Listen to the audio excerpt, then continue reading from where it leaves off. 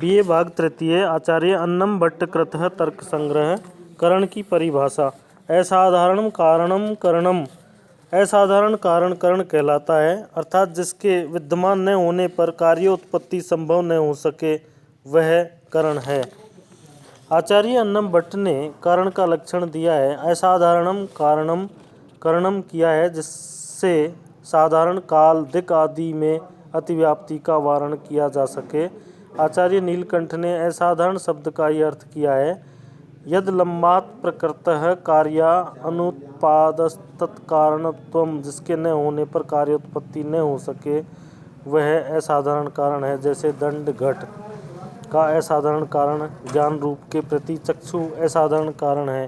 केशव मिश्र ने तर्क भाषा में करण का लक्षण इस प्रकार किया है।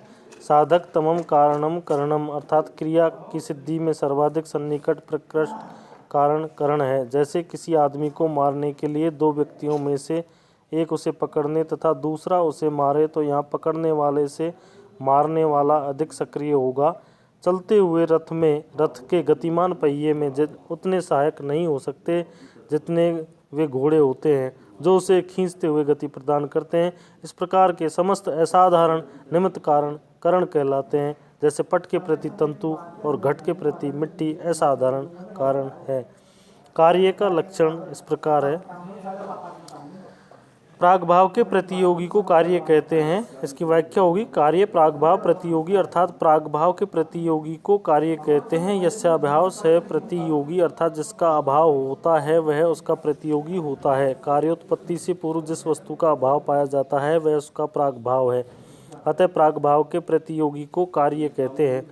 कारण के तुरंत बाद जो कार्य के रूप में परिणत हो वह कार्य है। जैसे तुरी वेमा आदि से जुलाहा जब तंतुओं का परस्पर संयोग करता है तब वह पट रूप कार्य उत्पन्न होता है। भारतीय दर्शन में कार्य कारण संबंध पर विस्तार से चर्चा की गई है। न्याय का कारण कार्य सिद्धांत असत कार्यवाद कहलाता है। न्याय दर्शन के मतानुसार कार्य उत्पत्ति से पूर्व अपने कारण में विद्यमान नहीं होता, अपितु उत्पन्न होकर ही वह कार्य कहलाता है। इस मत को आरंभवाद कहते हैं।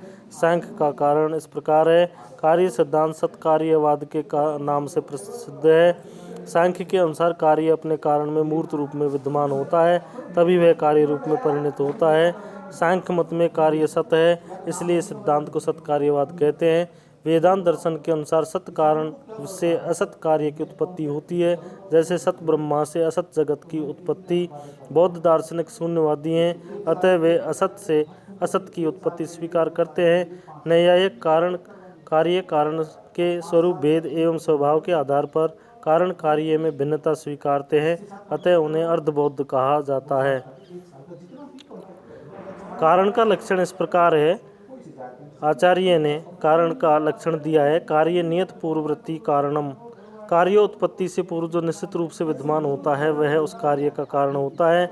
आचार्य अन्नम भट्ट ने कारण का लक्षण दिया है। कार्य नियत पूर्ववृत्ति कारणम, जो कार्य की पूर्व आवश्यकता रूप में विद्यमान रहता है और जो कार्योत्पत्ति में सर्वाधिक सहायक होता है उसे कारण कहते हैं। आचार्य केशव मिश्र ने कारण का उत्कृष्ट लक्षण दिया है। यस्य कार्यात् पूर्व भावो नियतो अन्यथा सिद्धस्य तत्कारणम तथा तंतुवेमादिकम पटस्य कारणम, अर्थात जिसका कार्य से पूर्व होना निश्चित हो और जो अन्यथा सिद्ध न हो वह कारण कहलाता है। जैसे तंतु वेमा आदि पट के प्रति कारण होते हैं, मिट्टी घट के प्रति कारण होती है। इस संदर्भ में अन्यथा सिद्ध पद बहुत महत्व है। अन्यथा सिद्ध का अर्थ है कि कारण का कार्य के साथ दूर का संबंध न हो।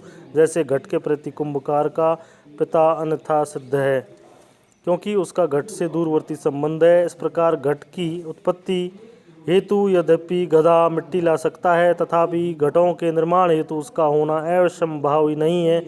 घट के उत्पादन में गधा नियत पूर्ववृत्ति नहीं है।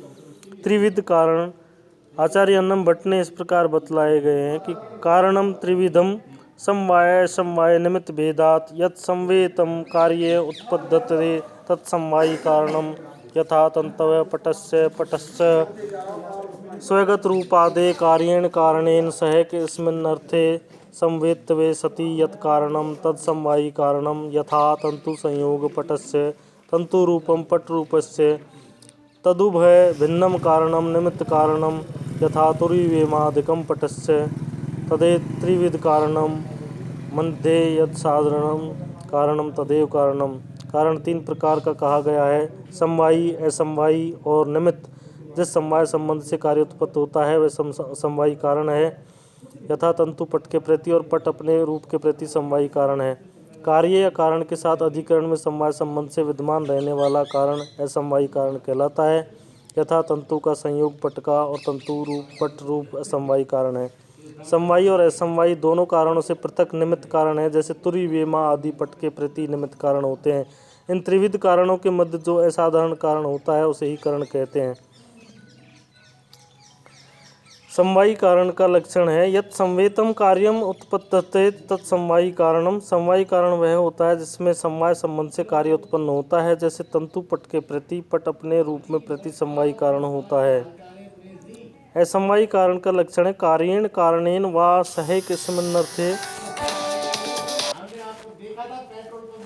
स्मिन्नर्थे समवेतत्वे सति यत् कारणम तत् समवायी कारणम। कार्य अथवा कारण के साथ एक पदार्थ में समवाय संबंध से विद्यमान किंतु वस्तु और संबंध से भिन्न कारण को असमवायी कारण कहते हैं। दूसरे शब्दों में, समवायी कारण में रहता हुआ किंतु गौण रूप से कार्य सहायक कारण को असमवायी कारण कहते हैं। इस तंतु का रंग और तंतु का संयोग पट असमवायी कारण है।